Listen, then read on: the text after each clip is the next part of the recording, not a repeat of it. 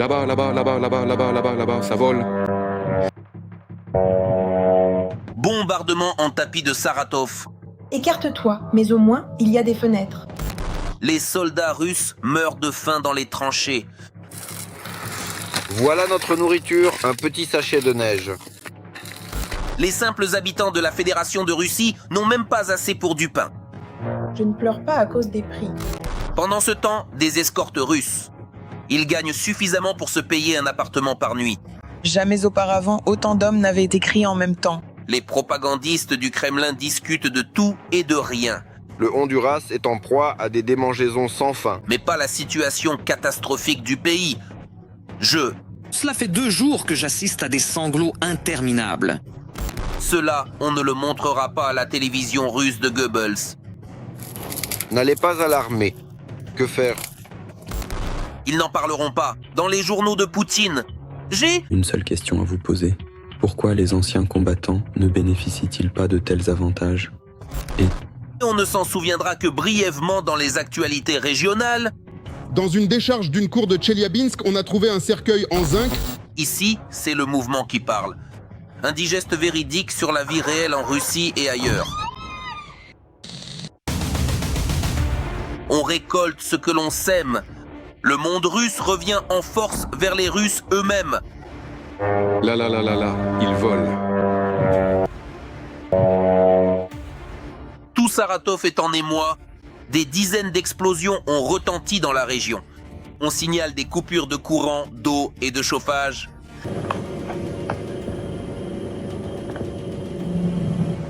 Une raffinerie de pétrole et des infrastructures énergétiques ont été touchées. Dans le ciel, sur les 2 rives de la Volga, les habitants locaux observent des éclairs d'explosion.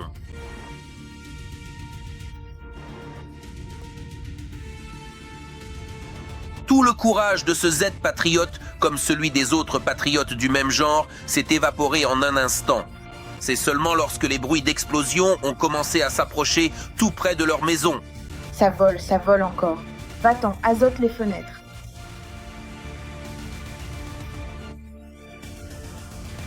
D'ailleurs, ce n'est pas le mérite des drones ukrainiens. Ainsi, à Samara, la défense anti-aérienne locale fonctionne, tirant sans discernement sur ses propres citoyens.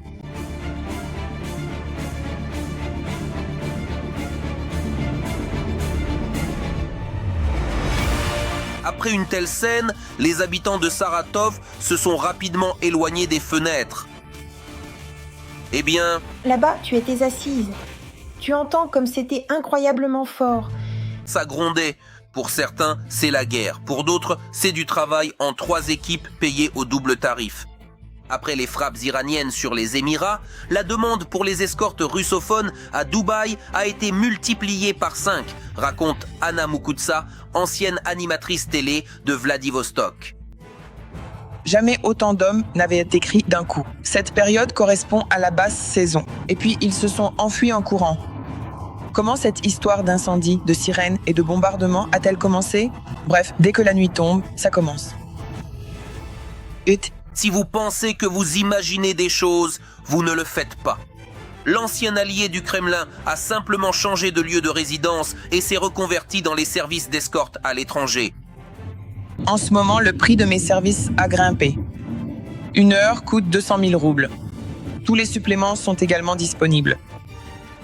Dès que la sirène retentit, raconte la jeune femme, son téléphone explose de messages.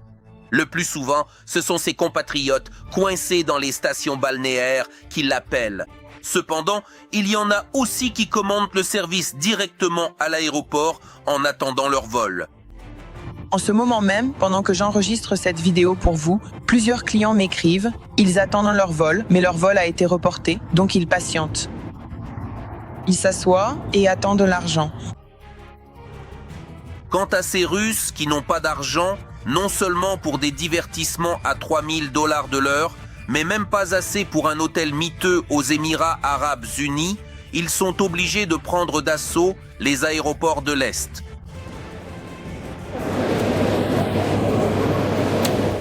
Des milliers de Russes n'arrivent pas à quitter le pays à cause des bombardements constants de la part de Téhéran.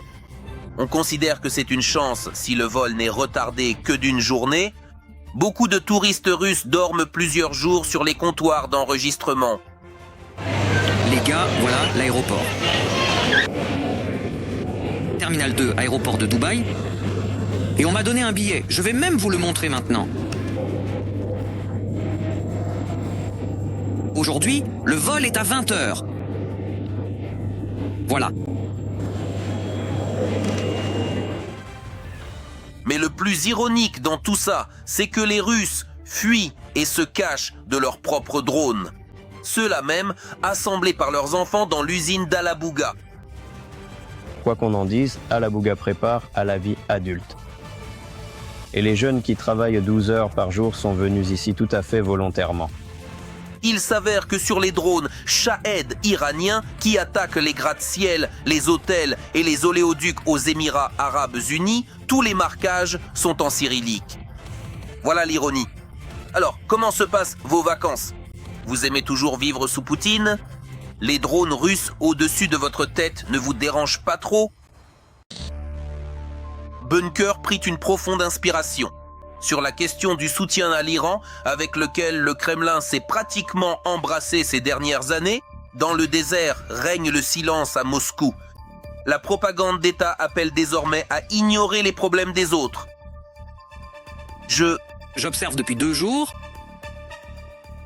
des sanglots interminables sur le fait que tout va bien là-bas, au Moyen-Orient, mais ici dans le Donbass, ici dans la région de Belgorod et ici dans la région de Koursk.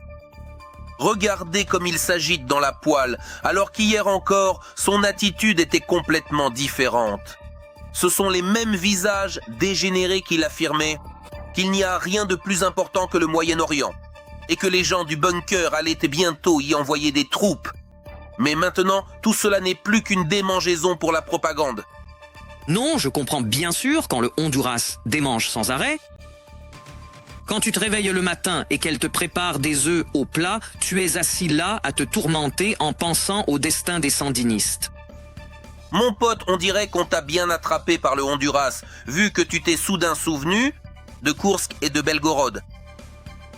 Chez nous, il y a des blessés tous les jours dans cette même région de Belgorod, alors il me semble que c'est ça qui devrait nous préoccuper.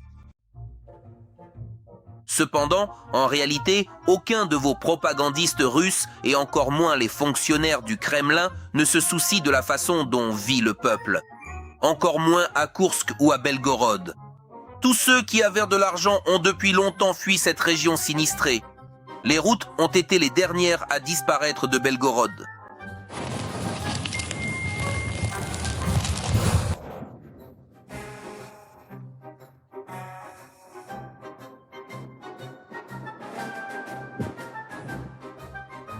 Des trous d'1 mètre de profondeur ont envahi toute la ville, mais les fonctionnaires s'en fichent.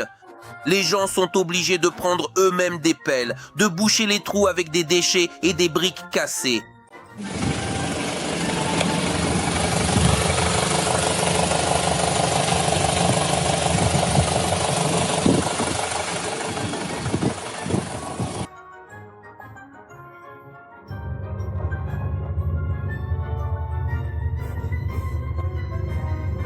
Victor, c'est...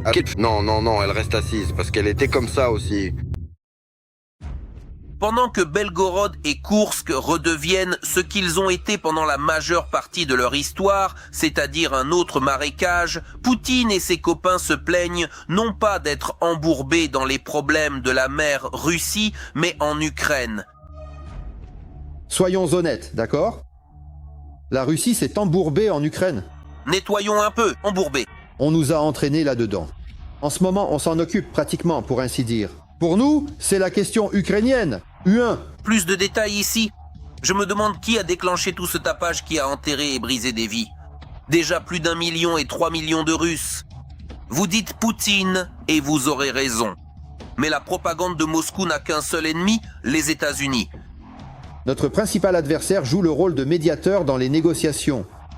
Le pays qui, en réalité, nous a entraînés dans ce conflit. Pourquoi alors Bunkerny s'est-il rendu en Alaska pour présenter ses respects à Trump? Il y a de plus en plus de questions, mais pas de réponses. Mais enfin quoi? Tu ne ris pas? Pas drôle?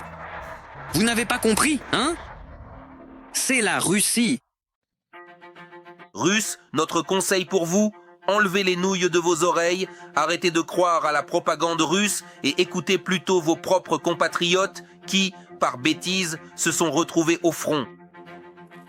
N'allez pas dans l'armée, il n'y a rien à faire ici.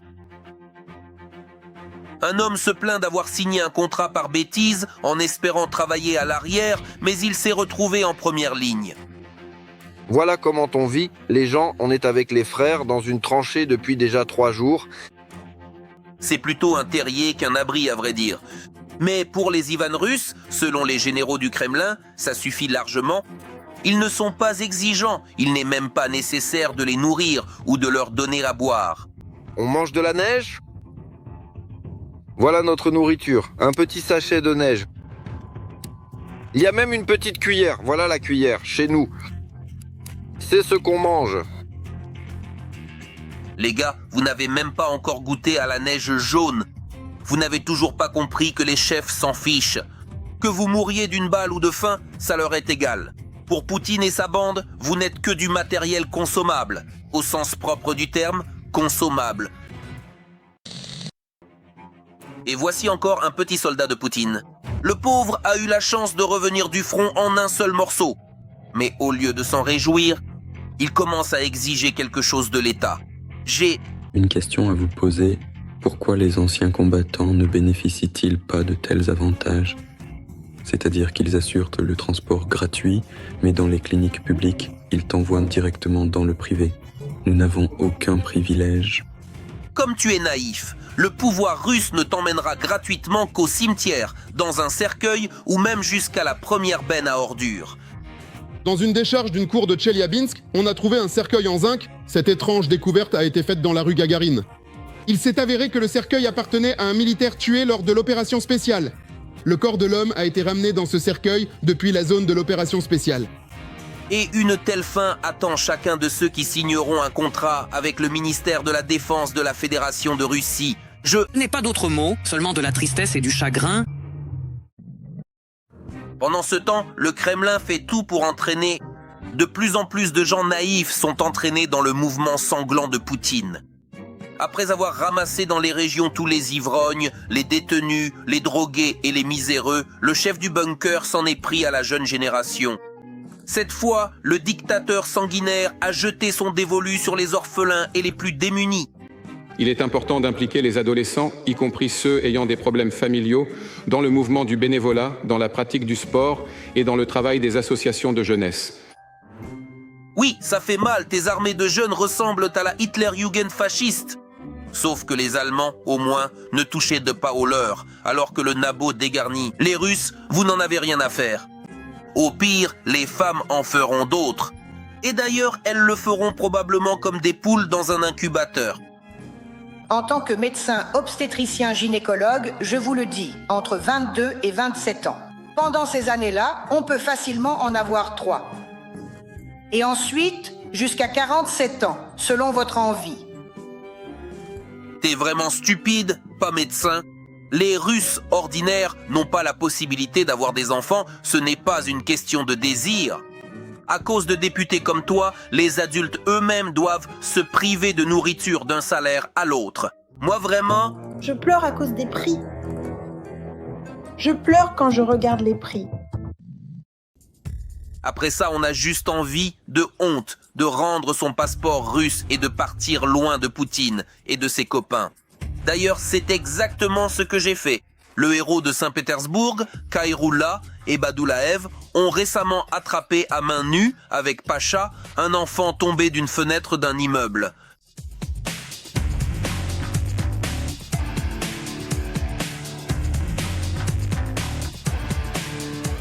Le concierge qui a sauvé l'enfant s'est avéré être un Ouzbek. Après la médiatisation de l'incident, on lui a immédiatement proposé un passeport rouge.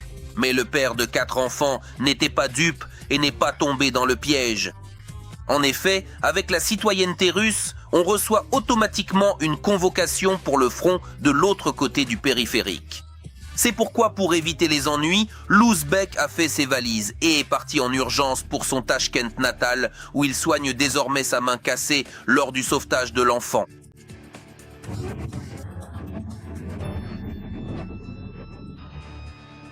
Voilà à quoi le bunkerisé a mené ce grand pays. Même les concierges s'enfuient désormais de là-bas. C'est tout pour aujourd'hui, mais ce n'est pas un adieu. Demain, nous vous montrerons une nouvelle dose d'action sur notre chaîne. À vous le like et l'abonnement, à nous le contenu percutant des marécages.